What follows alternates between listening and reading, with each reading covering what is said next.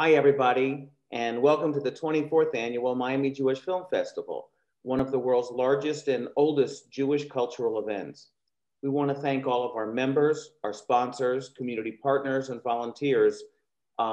Welcome also to all of our film lovers, and especially our presenting sponsors, SAGE, the Center for the Advancement of Jewish Education, and the Greater Miami Jewish Federation for their continued support throughout all of these years. My name is Scott Bernstein. I'm a board member of SAGE, and I'm very excited to be moderating this panel today with the director of our film, Maya Sarfaty. So welcome, Maya. Thank you so much for being with us. I really appreciate it. I'd like to start out by asking you how you came across this particular story to tell. How did you learn about Helena Citron?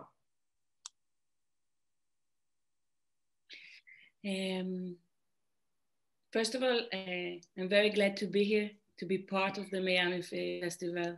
Thank you for hosting me. To thank the audience and for being here with us, listening to us. Hope it will be interesting for you to listen to us. To your question, Scott, I believe I was around 10 years old when I first heard the story of the Citron sisters. Marin, she's Rosa's daughter. She was my first acting teacher when I was just a little child. She entrusted the story into my hands, believing that one day I will be the voice to tell the story to the world. I actually tried to tell it in many forms and all kinds of mediums along the years, but it never felt quite right. Till 5 years ago, Mickey and I contacted Dagmar. She's the SS officer's daughter. And we learned that she's very open and willing to talk and to cooperate. And when she gave me his diaries and his home video, you know, it's part of the film when he's sitting there in his backyard, in his underwear, talking very freely about his past, talking about Mengele. When I saw this footage, I said to myself, okay, now for the first time, I finally have the means to tell the full and the complete story of Helena, Franz, and Rosa. Before that, I did short fiction film. And only when I started working on this film, I even considered to make a documentary. I felt that documentary is the right medium to tell this specific, unbelievable story. So it certainly is an unbelievable story. I've seen a lot of film and done a lot of reading with all kinds of Holocaust stories, and I've never seen anything like this before. What were some of the other media that you thought about using, but they didn't quite work right?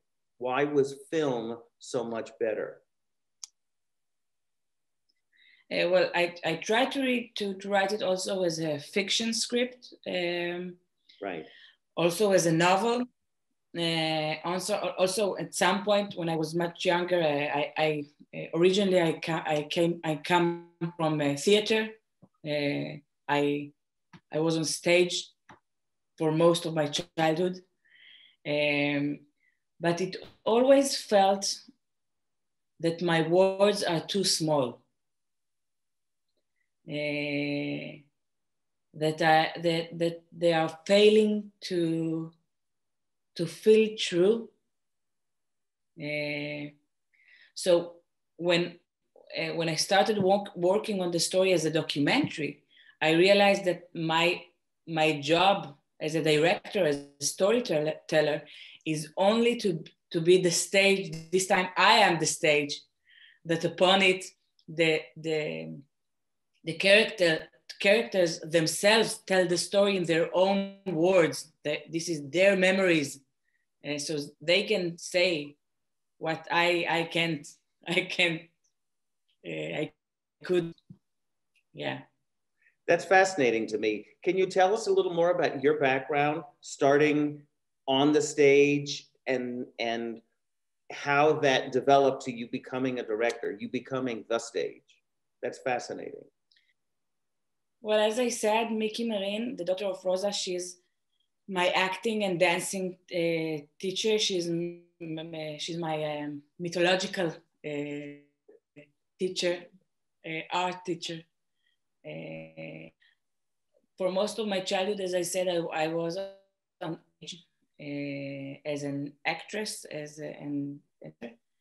I started writing when I was quite young, and I feel Nissan Nativ. This is one of the most important acting studios in Israel, but after 3 years, I realized, no, I'm not gonna be an actress. This is too much. And then I went to the university. I had gender studies and literature studies. And only after that, I started working with my husband. We directed and wrote several short films. And then I started my second degree in Tel Aviv University in the film department. My graduation project in Tel Aviv University is called The Most Beautiful Woman. It's a short 32-minute film that also deals with the story of the Tziton sisters, but it's different because it focuses on the second generation. I brought Dagmar, the SS officer's daughter, to Israel. And in the center of the film, there's a very dramatic and intensive meeting between Dagmar and the children of the survivors. And it's very intense meeting that raises very deep moral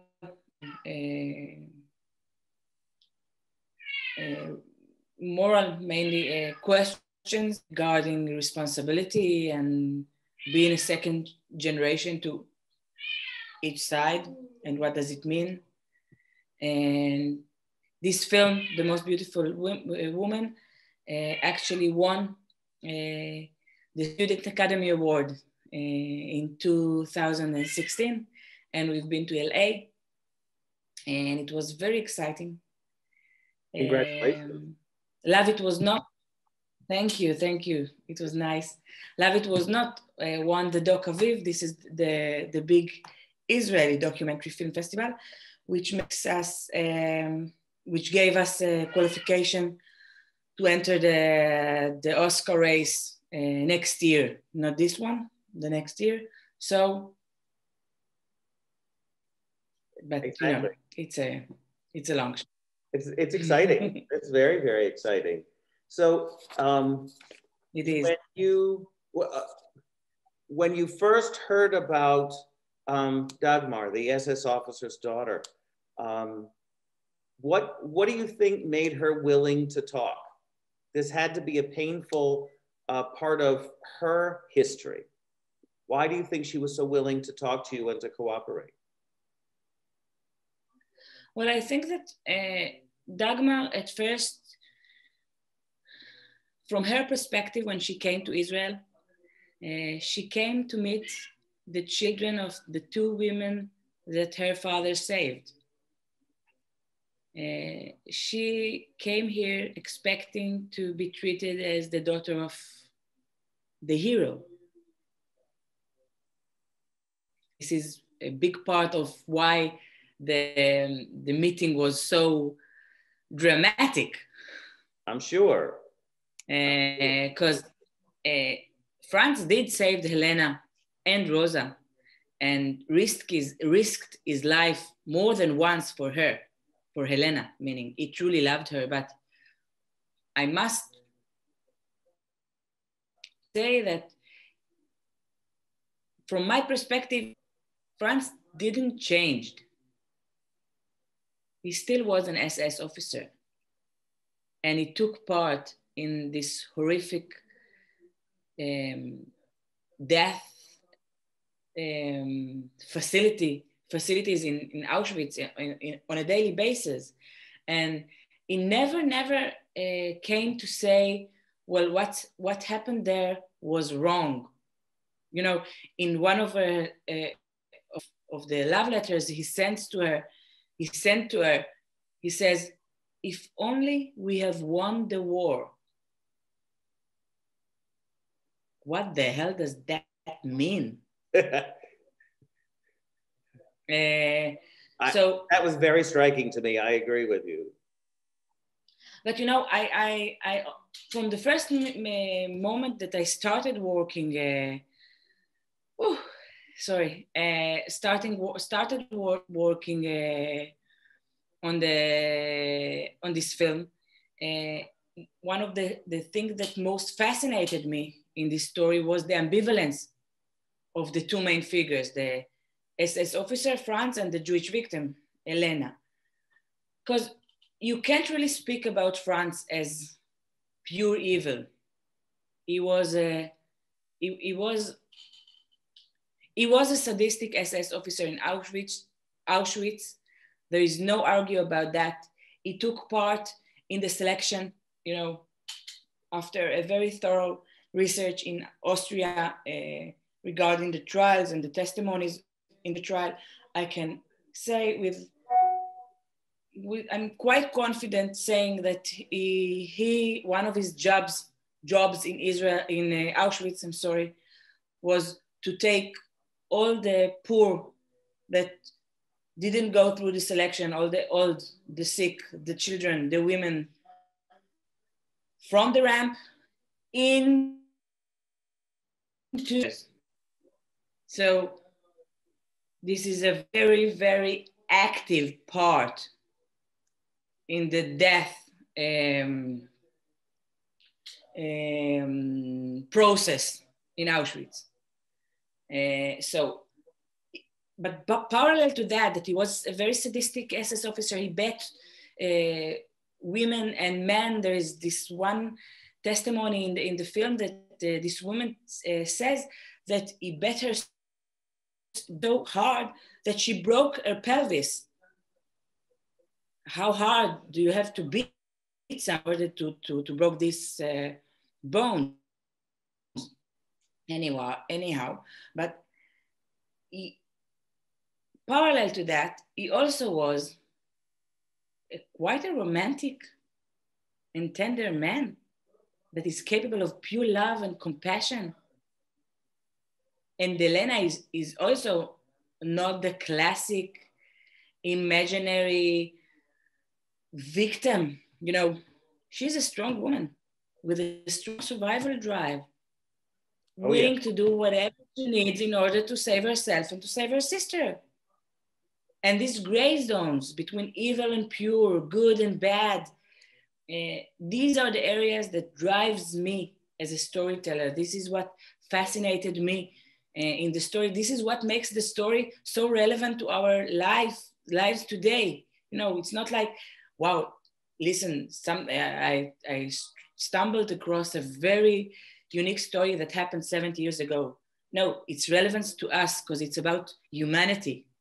It's about how people can be do wrong and have pure feelings at the same time. It's also it's always goes together. I think that's universal and extremely relevant today. I agree with you. I think that's one of the things I found most fascinating about your film, was that ambivalence, those gray areas. And you did such an incredible job of elucidating them, of pointing out both sides of this very complicated and very contradictory man. Were you surprised given the trial testimony that you reviewed and the things that you mentioned in the film, were you surprised at the verdict from the court hearing that was conducted? Not really. Not because I think the justice was made there. I don't think that justice was made there. But in order to understand the verdict, we need to understand the atmosphere in Austria in the 70s. And Austria back then, and partly even today,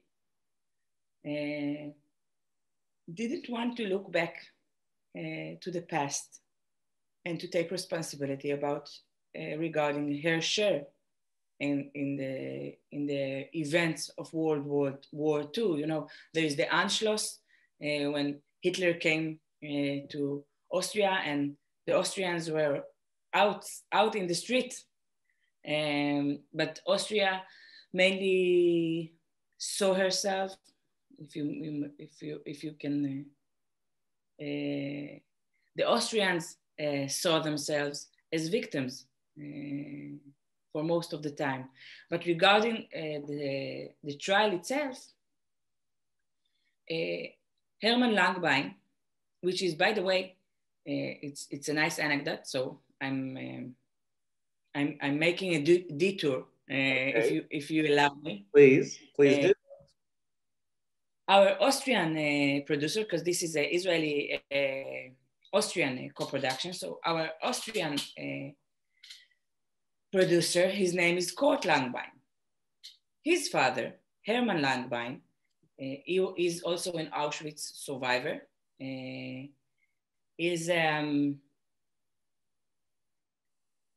actually don't know the term in English. In Hebrew, you say Chasid Umot Olam. This is a person that saves Jews in World War II, and Yad Vashem declared this person as a person who did good things, saved Jews. Yad Vashem refers to them as righteous among the nations, I believe. Yes, thank you. Yes, exactly. Thank you very much. He saved Jews in Auschwitz, and he survived the camp. And for many years after, he came back to Vienna, and for many years after that, he worked with Shimon Wiesenthal, and they hunted SS officers. And they gathered information about more than 60 SS officers who worked in the death camps, who lived freely in Austria, lived their lives. And they gave these lists to the authorities. Only 4 of them were brought to trial.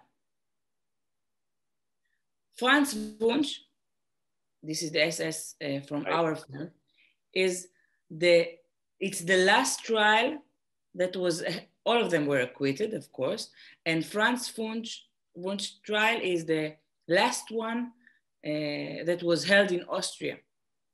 You know, Germany still hunts her SS officers, I'm lacking the words, I'm sorry. War criminals. Right. Till today, you know, just a few days ago, I learned that now it's a new level in Germany, because they are now prosecuting this woman that was a secretary in a death camp. Right. And she's elderly now, of course. Yeah, of course, all of them. Right. All of them, you know. So it's a big difference between Austria and and Germany. And in 72, while France's trial was held, there was no media coverage, almost at all. The big article that I use in the film, it's from the Netherlands, because there was one witness from Amsterdam. But in Austria, nobody cared. Nobody wanted to know. And you see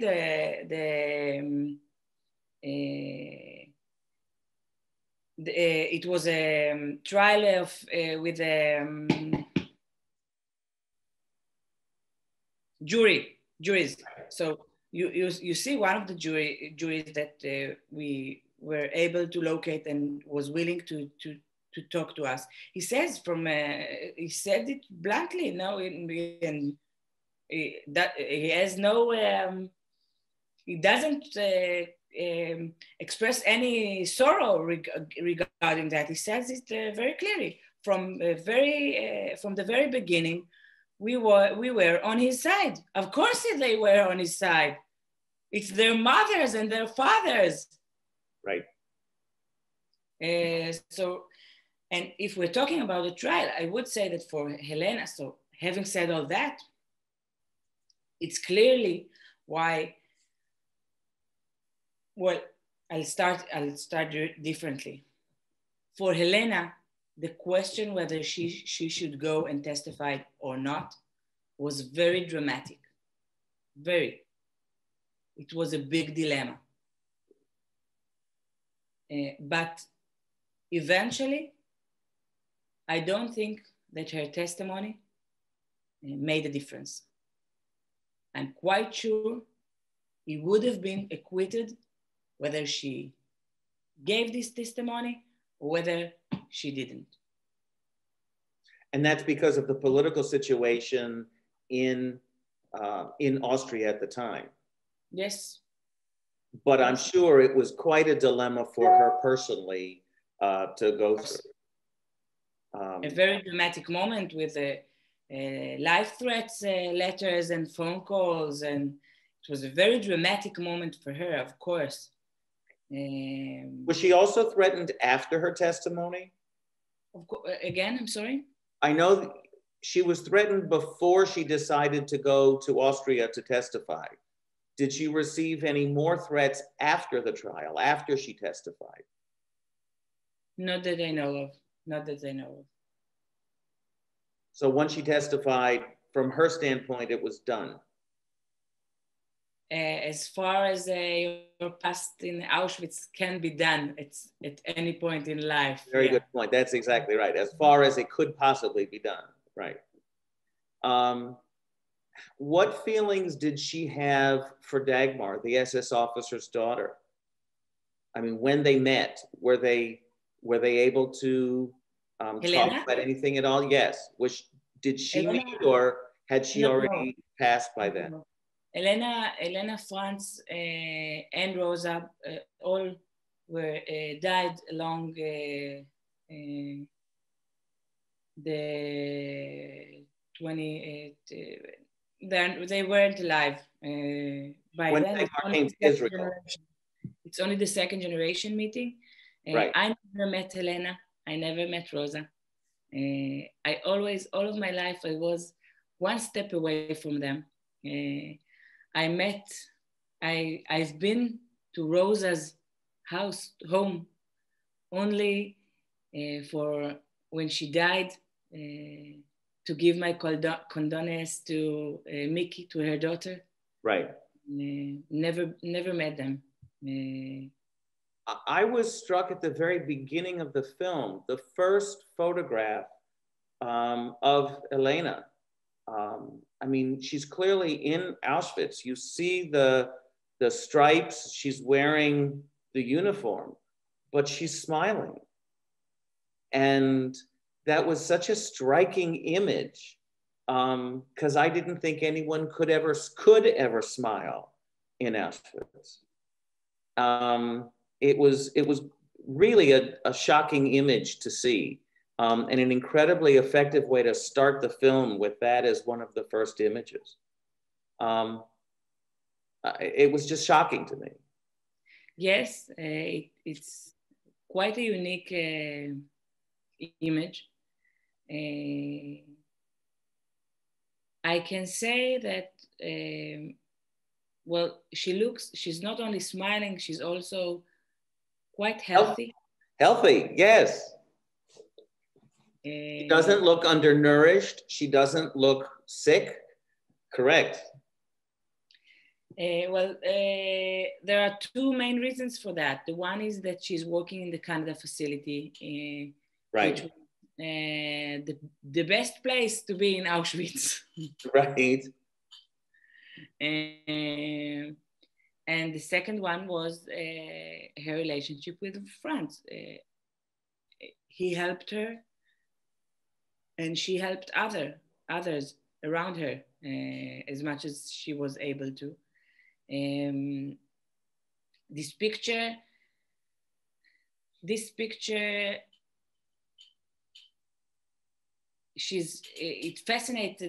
a fascinating picture from all kinds of perspective. You know, Franz, for most of his life, he had only one picture of Helena, this one that he took in Auschwitz. So most of his life, as his daughter tells, he used to take this picture and to cut her head and to put it on different backgrounds, making these photo montages, placing her in different clothing and different backgrounds. It was a way for him to imagine an alternative life they could have had together. Franz did it in order to see the pictures he wanted to see. And at some point, I realized that I can use the same technique in order to see the pictures I want to see within Auschwitz. Because one of the biggest challenges you have as a documentary storyteller when you come to tell a story about Auschwitz is the lack of visual materials. Right. The Germans did documented everything in a very German way. But in 1945, when the Americans and the Russians came to Auschwitz, they burned it all. And the estimation is that only 5% of the material survived. So the little images we have, we already know very good. And it's hard to say, but we actually don't really see them anymore because they are so familiar and they are black and white. And it's like you see it and you say, yeah, it's Auschwitz. Yeah, I know, it's from the Auschwitz album. I know. So I looked for a very long time, I looked for a new way to tell this story, a new visual way to tell the story. And at some point I realized that these photo montages that Franz made,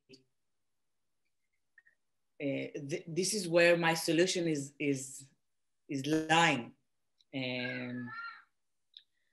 So I borrowed and developed the technique.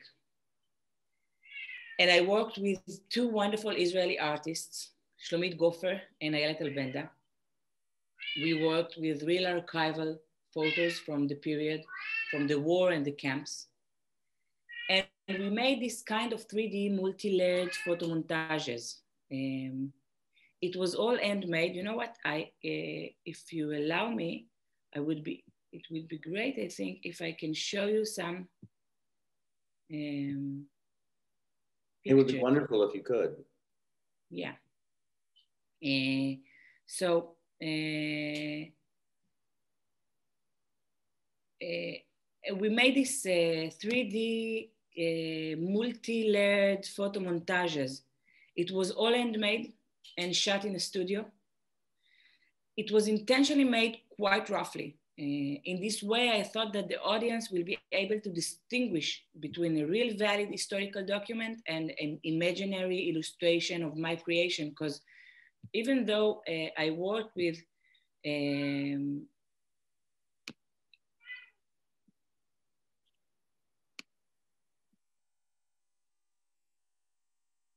I'm sorry, yeah. Even though I worked with a quite thorough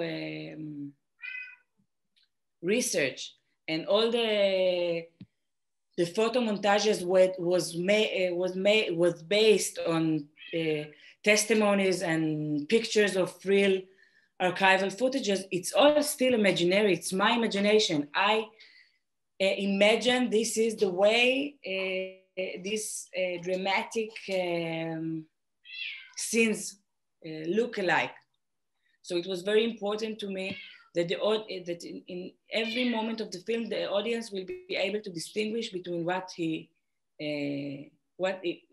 sees is illustration, imagination of mine, or a real archival valid document. So this is why this rough technique, this handmade technique. This is Shlomit. She's one of the artists I worked with. This particular shot was made in a different technique.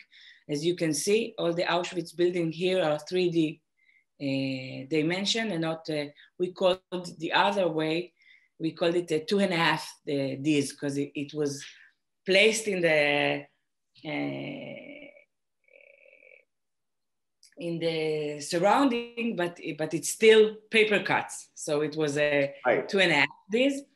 But this is a real 3D. This is the shot in which Helena runs into the crematorium when she knows that Rosa is waiting there. Yeah. So this is the story of the artistic language of the film. It absolutely fascinated me, and to know that the genesis or the spark of the idea came from Franz Wunsch is amazing, amazing. And I really like how you just described that was his imagining of what the world could be for him, and you used the same technique to imagine the story that the world in which the story you wanted to tell. That's absolutely fascinating. And I don't know any other way you could have done that. It really was fascinating. but yet the images, even though they were cut very roughly, from paper, it still seemed very real to me watching the film, and it allowed me to imagine that I was there also. So it was an extremely effective technique. And you're right, you do get a sense of this is a recreation, but yet maybe it's because of the color and the tone, and the film that you used, you still get the sense that you're observing something real, even though it's imaginary. It was extremely effective. How many people worked on that technique with you? You said you had 2 artists. There had to be more people involved. Yes, they had 3 more assistants that worked with them on all the the technical side of cutting and printing and etc. etc. Neil, my producer, and my husband, he was very, very involved in all the process of making the film, but especially in this part. And of course, we had a full shooting crew in the studio, shooting days, photographer, cameraman, dolly person. We were quite a bunch of people, yeah. Yeah, it's amazing. It's absolutely amazing. Were there any other challenges that we might not know about that you had to overcome to make this film? Well, the biggest challenge, I think, of mine was that my 3 protagonists, when I started working on the film 5 years ago, were already dead.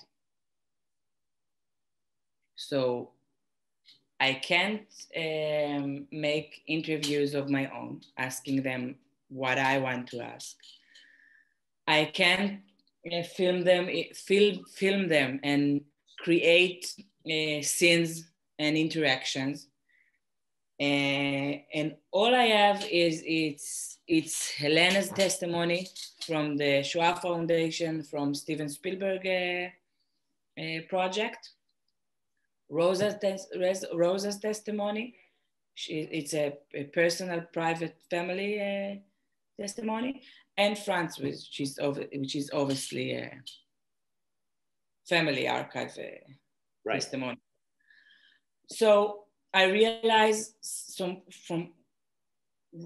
the beginning, I realized that one of my biggest challenges is to find other people, other survivors who were in Auschwitz and remember the story. So I spent 2016 and most of 2017 till my first pregnancy. At the middle of the pregnancy, I said enough. By the way, now I'm in my second pregnancy. Yeah, this is why I understand.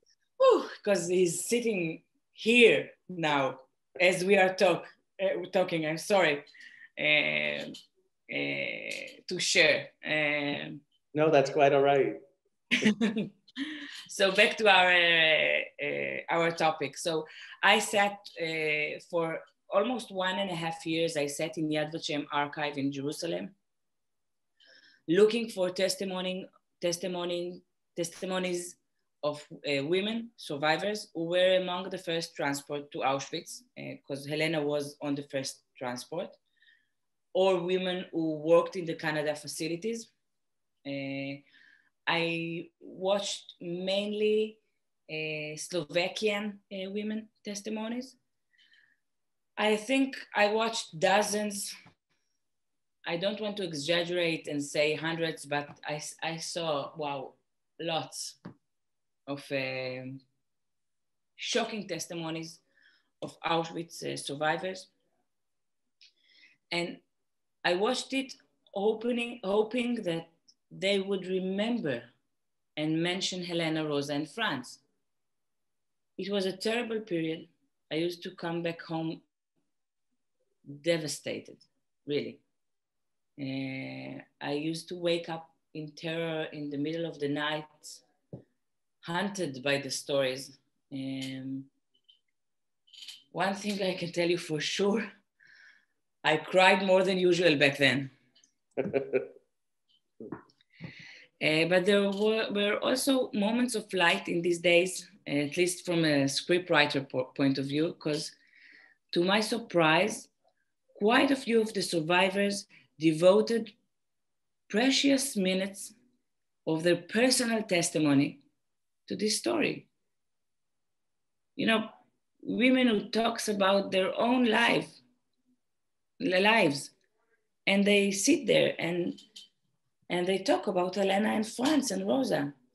And those few minutes were kind of a window. Through it, I could peek into the, I'm sorry, I know it sounds very poetic, but it's true.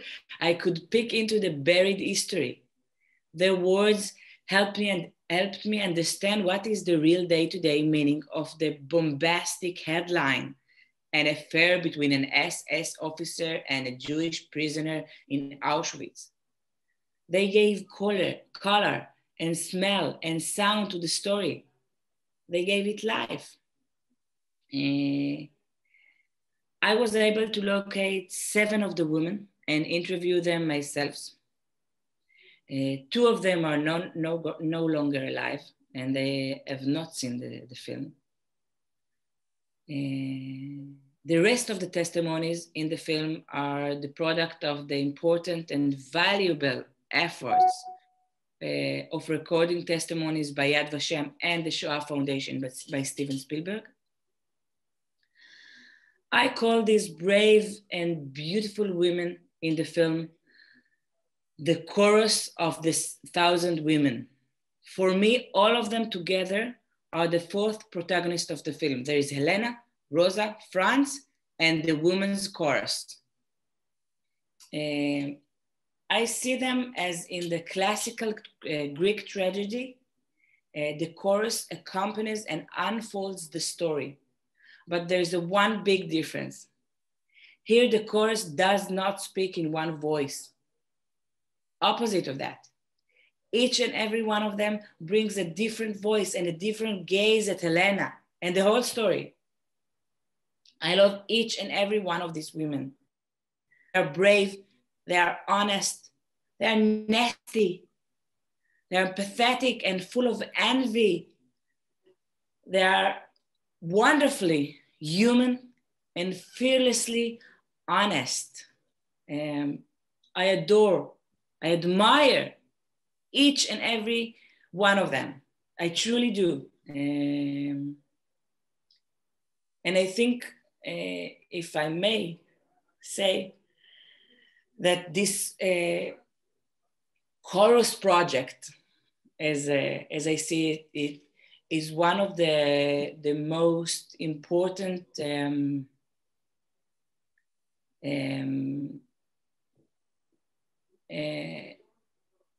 strength of the film. Yeah. I agree with you. It grounds the film, and having so many different voices, and yes, some of the women were contradictory. It's another form of a montage. Exactly. Because it grounds the film today. It absolutely grounds the film and continues to show why this story is so relevant today and so important. The ambiguity resonates so deeply, I think. I absolutely found it fascinating. So is there any other, and this is a strange question to ask because of the topic, but as a filmmaker, was there something particularly enjoyable for you about making the film, even though the subject matter may not be fun? It's so difficult. But as a filmmaker, what did you enjoy most, I guess, is a better way of asking the question about making this film?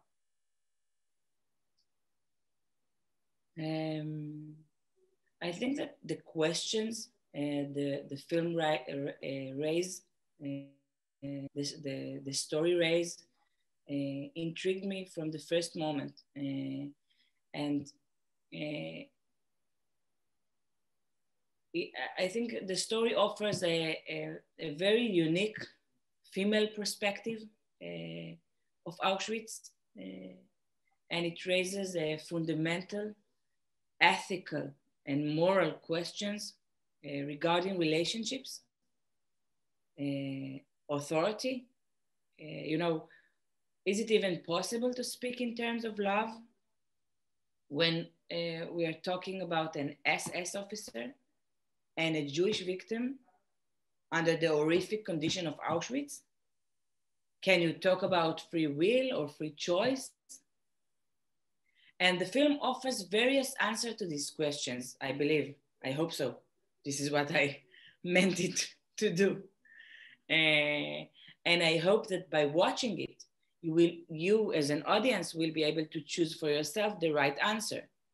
And I think that these areas of questions, of subjects, really, and I don't know if I say it was enjoyable dealing with it, but it was very intriguing and meaningful for me to work with these materials, with these subjects. Yeah. So I thank you for mentioning that. This is unusual, and that is, it's a story about women in Auschwitz, and so many of the first-person stories that we've heard from very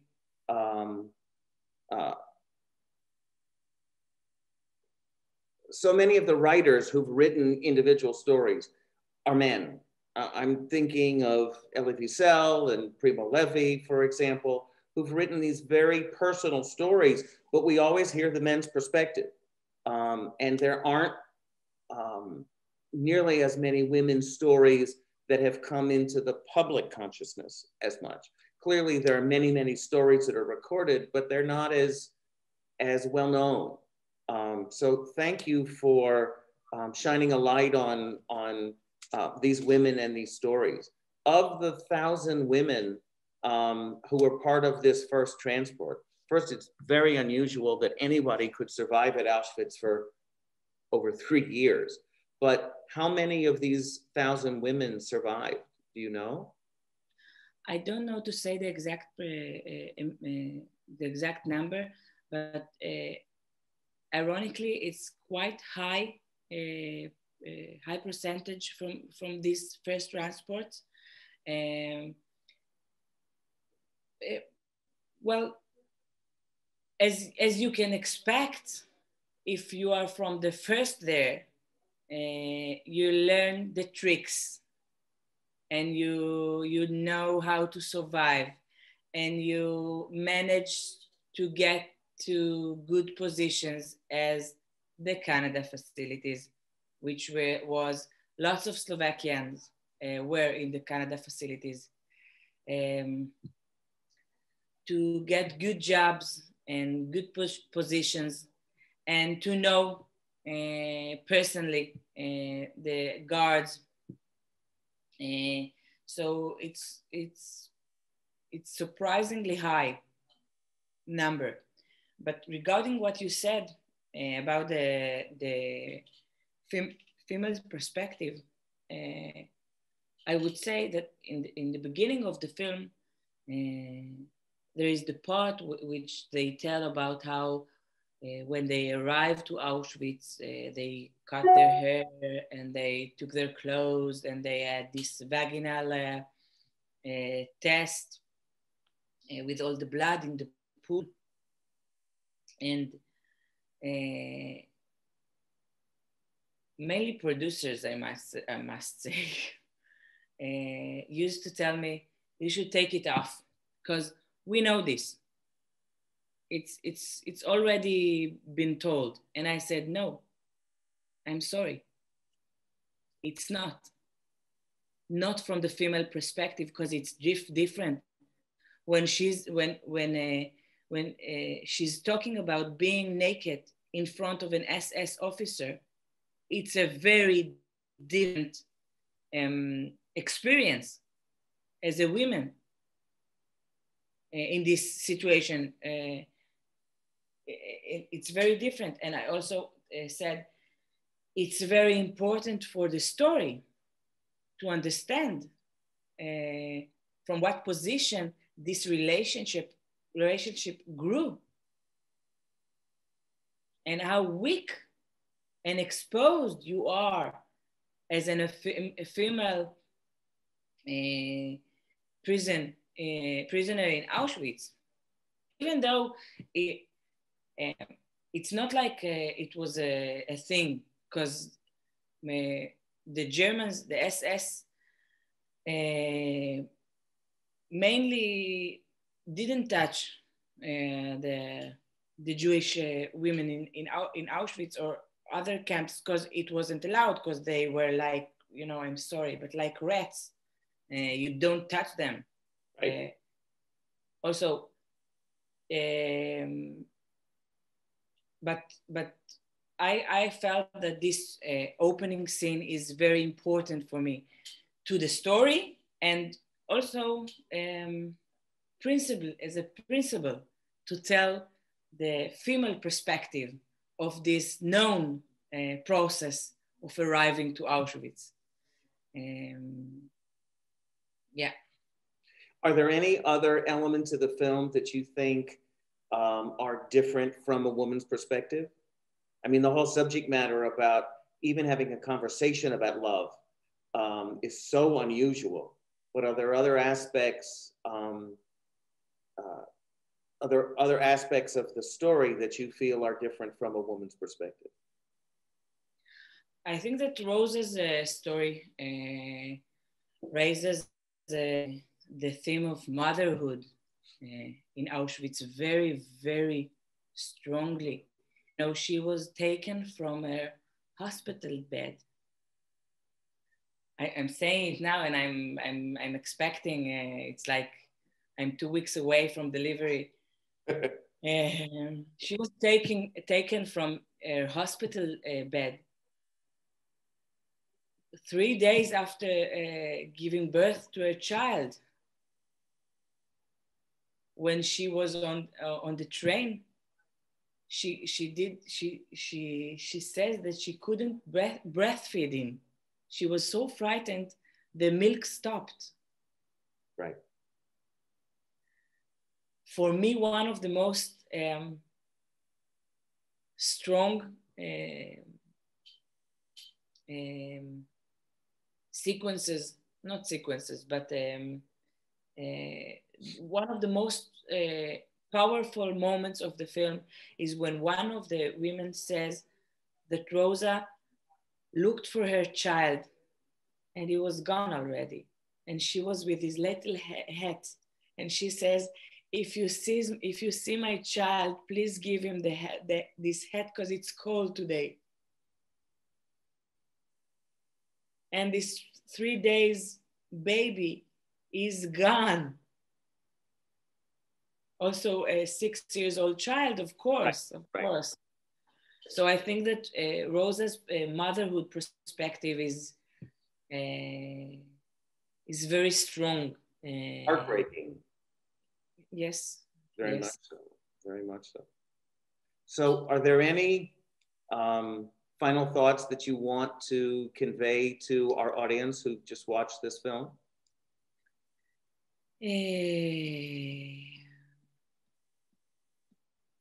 I think we had a very thorough talk, Scott.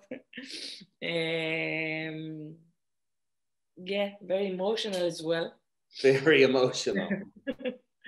Well, I have to say, I didn't know that you were only 2 weeks away from giving birth.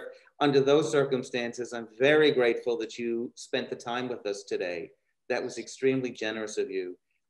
And I just want to thank you again for being with us again. We're with Maya Sarfaty, the director of Love It Was Not, this incredible film that I found so fascinating, and I'm sure a lot of our viewers will as well.